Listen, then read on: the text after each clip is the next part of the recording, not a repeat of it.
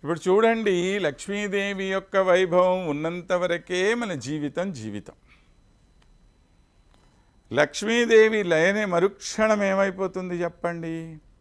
ఈ జీవితం అలా తొలగిపోతుంది. అవునా? కనుక ఆ లక్ష్మీదేవి అనేటువంటి ఆమె ఉండటం ఇక్కడ ప్రధానం.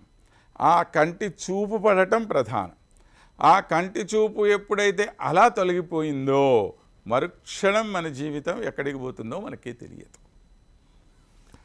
అసలు జీవితం అంటేనే ఒక సెలబ్రేషన్.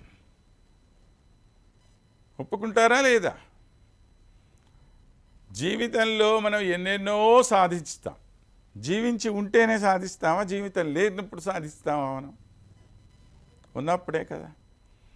ఆ ఉండటం అనేది ఎవరి వల్ల సాధ్యమవుతున్నది? ఈ లక్ష్మీదేవి వల్ల సాధ్యమవుతున్నది.